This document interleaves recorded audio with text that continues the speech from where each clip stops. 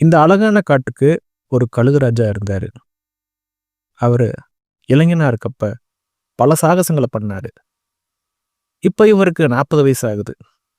இப்போ ஒரு ரிட்டயர் ஆன கவர்மெண்ட் ஆபீசர் மாரி கொஞ்சம் வீக்கா ஃபீல் பண்றாரு.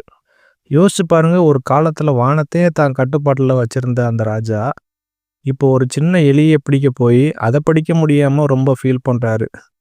என்னடா நம்ம லைஃப் இப்படி ஆயிப்போச்சே! அப்படின்ட்டு. நம்ம கழுகு ராஜாவோட நகங்கள் இப்போ ஒரு பழைய துருப்பிடிச்ச கத்தரிக்கோல் மாரி வளைஞ்சு போயிடுச்சு.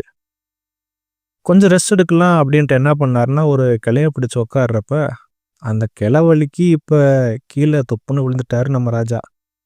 மத்த பறவைகள்லாம் அவர பார்த்து சிரிக்குதுங்க. "என்னப்பா ராஜா, கிரவுண்டுக்கு வந்துட்டீங்க?" அப்படின்ட்டு காக்கா கூட கேலி பண்ணுது. நம்ம கழுகு ராஜா தன் வீட்டுக்கு போய் அந்த பழைய ஃபோட்டோவ பார்த்து ரொம்ப ஃபீல் பண்றாரு. "அன்னைக்கு நான் 5 கிலோ மீனு ஒரே ஆளா தூக்குனவன்டா. இன்னைக்கு என் நிலைமை இப்படி ஆயிடுச்சு." அப்படின்ட்டு நெனச்சாரு. அப்புறம் சிரிச்சாரு. இது ஒரு சிரிப்பா இருந்தா கூட, அந்த சிரிப்புல ஒரு பெரிய வலி இருக்கு. நமக்கும் அப்படிதான். ஒரு காலத்துல கெத்தா இருந்த நம்ம ஒரு தோல்வி வரும்போது, ஊரே நம்மள பார்த்து சிரிக்கும்போது, அப்ப வர ஒரு அசட்டு சிரிப்பு இருக்கே, அதுதான் அந்த வலியோட ஆரம்பம். ஆனா அந்த சிரிப்பு ரொம்ப நேரம் நீடிக்கல. கழுகு ராஜாவுக்கு இப்ப பசி எடுக்க ஆரம்பிக்குது. அதோட மூக்கு வளைஞ்சு அதோட மார்புல குத்த ஆரம்பிக்குது. ஒவ்வொரு முறை மூச்சு விடும்போதும், தன் உடம்பே தன்னை கொல்ற மாதிரி ஒரு வலி. இப்ப இந்த கழுகு ராஜா ஒரு மலை உச்சிக்கு போறாரு. அங்க போய் ரொம்ப அழுறாரு. ஆமா, ராஜாக்களும் அழுவாங்க. ஆனா அவங்க அழுக யாருக்கும் கேட்காது. இந்த கழுகு தான் வளைஞ்ச நகங்கள பார்த்துட்டு புலம்புது. "இனிமே என்னால பறக்க முடியாதா? நீ என்ன வேட்டையாடவே முடியாதா? நான் வெறும் பிணமா தான் இங்க கிடைக்கணுமா?" அப்படின்ற ஒரு கேள்வி அதுக்குள்ள ஒரு மரண பயத்தையே உருவாக்குது. உலகத்திலே மிக கொடுமையான விஷயம் தனிமைதான். அந்த மலை உச்சியில பசியிலையும் வலியிலையும் துடிக்கும்போது, அதுக்கு தன் அப்பா, அம்மா, தன் முதலா சிறகடிச்ச அந்த வானம் எல்லாம் ஞாபகத்துக்கு வருது. அந்த நினைவுகள் அதுக்கு கண்ணீர தருது. "கடவுளே, எனக்கு மட்டும் ஏன் இந்த நிலைமை?" அப்படின்ட்டு கேட்குது.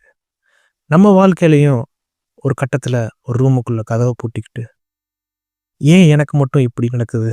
அப்படின்னு கதறி அழுதுருப்போம். அதே அழுகை தான் இது. இப்ப அந்த மாஸ் மூமெண்ட் ஆரம்பிக்குது. அந்த கழுகு ஒரு முடிவு எடுக்குது. அழுதுகிட்டே சாகிறத விட போராடி சாகலாம். அது ஒரு பெரிய பாறையை தேர்ந்தெடுக்குது. அந்த பாறையில தன் மூக்க வச்சு ஓங்கி அடிக்குது.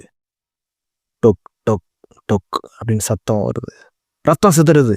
யோசிச்சு பாருங்க, தன் முகத்தையே அடிச்சு சிதைக்குது. வலி, அது வலி அல்ல, அது வேள்வி. கொஞ்ச நாள்ல ஒரு புது மூக்கு வளருது. அந்த மூக்கை வச்சு தன் காலில் இருக்கிற ஒவ்வொரு வளைஞ்ச நகத்தையும் ஒவ்வொன்றா பிடுங்கி எரியுது. சதை பிஞ்சிட்டு வரும், ரத்தார ஓடுது. ஆனா அந்த கழுகு கத்தாது. ஏன்னா ராஜாவுக்கு தெரியும், இந்த ரத்தம் தான் நாளைக்கு அந்த ராஜாவுக்கு கிரீடத்தை தரப்போகுது. கடைசியா தன் உடம்புல இருக்க அந்த பாரமான அழுக்கான சிறகுகளை ஒவ்வொன்றா பிடுங்குது. 5 மாசம், 150 நாட்கள் இந்த ராஜா வெறும் சதையும் ரத்தமாகவும் அந்த குகைக்குள்ள கிடக்குது. ஆனா அந்த 150 நாள் தவம் முடிஞ்சோன்னு அது வெளியே வரும்போது அங்க ஒரு அதிசயம் நடக்குது. 5 மாசத்துக்கு அப்புறம் அந்த குகையிலிருந்து ஒரு சத்தம் கேட்குது. ஒரு கம்பீரமான சத்தம்.